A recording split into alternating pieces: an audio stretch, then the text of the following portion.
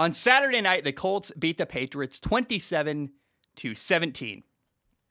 And this game was validating of what I believe about the Colts, which is that they are a good football team that had a really bad start to the year due to injuries, due to a lot of stuff. They played a tough schedule and had people hurt. They started 1-4. Now the Colts are 8-6. It's beautiful. It's awesome. They're almost surely going to be a playoff team, in my opinion. A Super Bowl? It's unlikely, although I will say, of all the teams, this is a dark horse Super Bowl team. Like, they could win. It's possible. I'm really hesitant here because I'm just not sure how much I trust their starting quarterback, Carson Wentz. The Colts are capable of beating anyone.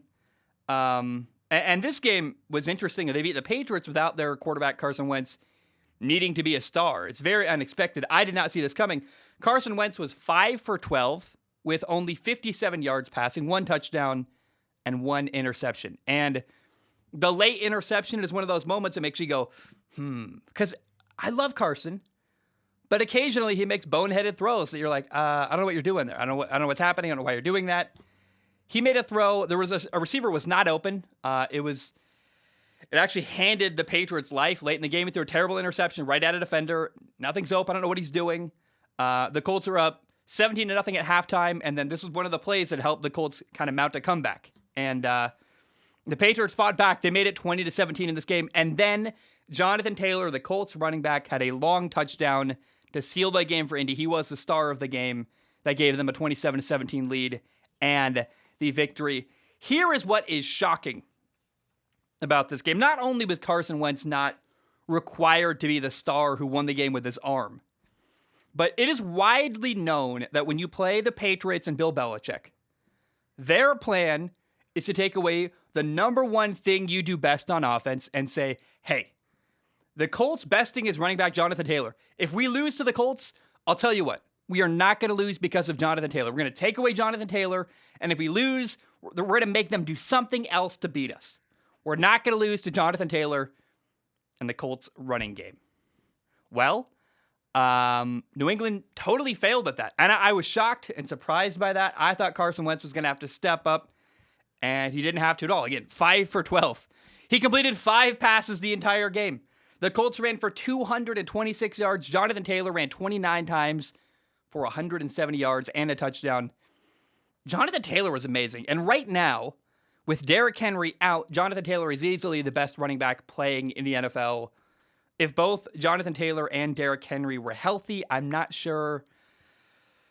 It's a debate I don't want to have. I don't know the answer. If they're both great, can we just be happy that they're both amazing running backs and clearly the 2 best in the NFL? I'm not ready to have that discussion. Jonathan Taylor is amazing, though. He even made an impact on the game when he didn't have the ball in his hands. He had a big block to help Naheem Hines run for a touchdown early in the game. He was like lead blocking on the goal line. He also had a big block when Carson Wentz had a big throw to Zach Pascal for it was like half of his passing yards on the day. Had a big throw on that game, on that gain, and Jonathan Taylor picked up a blitz. There was a blitzer that came free. Jonathan Taylor made a key block that allowed that throw to be possible for Carson to make a big throw to Zach Pascal. Awesome, awesome stuff. I love it. And frankly, this was kind of a sloppy game from the Patriots. They had 8 penalties. Jamie Collins dropped what should have been a pick. I mean, Carson should have had 2 interceptions on the day. Mac Jones, the Patriots quarterback, had 2 interceptions. It wasn't pretty. Although I will say, in fairness to Mac Jones, even though, yes, he had an interception at the end of the first half and then one early in the third quarter on the very first drive. In the fourth quarter, the guy stepped up. I mean, you could argue he outplayed Carson Wentz, and it's not even really a tough argument to make. He played really well in the second half, making throw after throw, bringing his team back into the game. And now, in comparison, you could argue Mac made a ton of great throws. You could say that the best thing Carson did all game was he had 3 really crucial quarterback sneaks for first downs in key moments, and that does matter. But I thought Mac Jones outperformed Carson Wentz in this football game. Now, Carson is awesome. I thought there was a long stretch where he was the best player on the Colts for a while early on in this season. And he's very, very capable. But he does frequently make a couple throws that makes me go, Carson, what are you doing?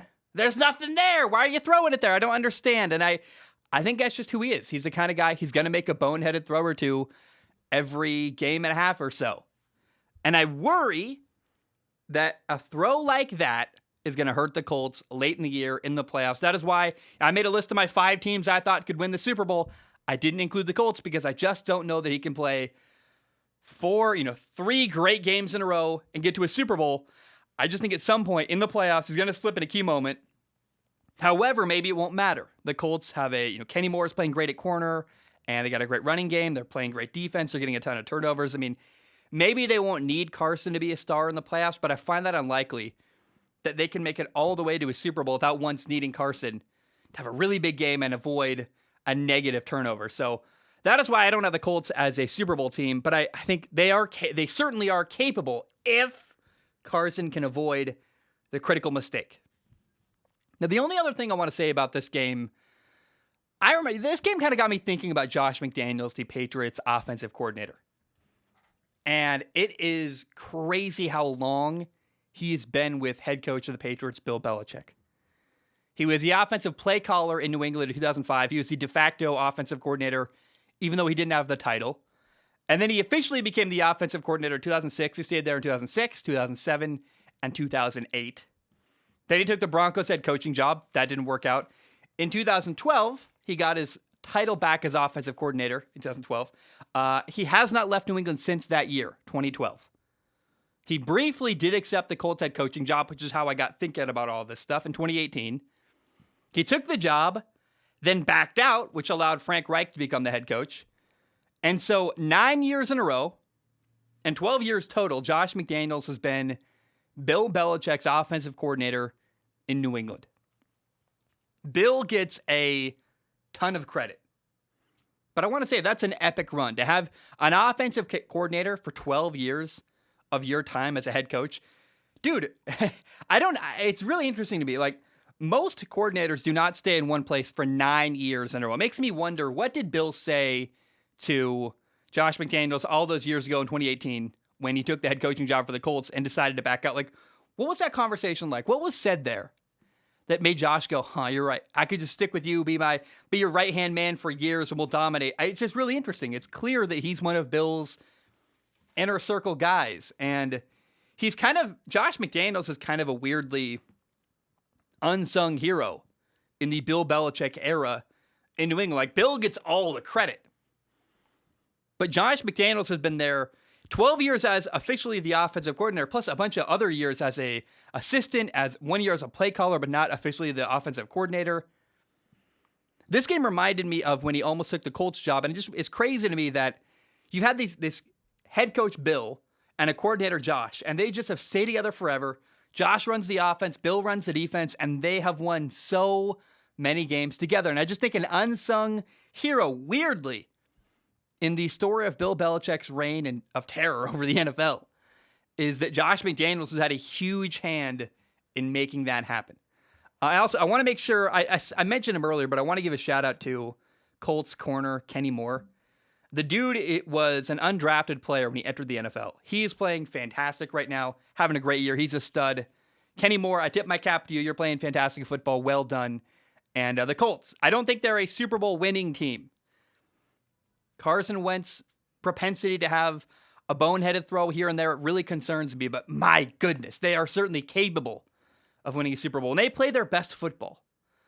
And heck, if you can add their team running the ball, playing great defense, and then if Carson has a great game on top of that, they can beat anybody and blow out anybody in the NFL. I mean, I think very highly of the Colts. They're a team that needs to be talked about more and given a little bit more respect. But I worry about those turnovers from Carson, and I worry they will hurt them down the road in the playoffs.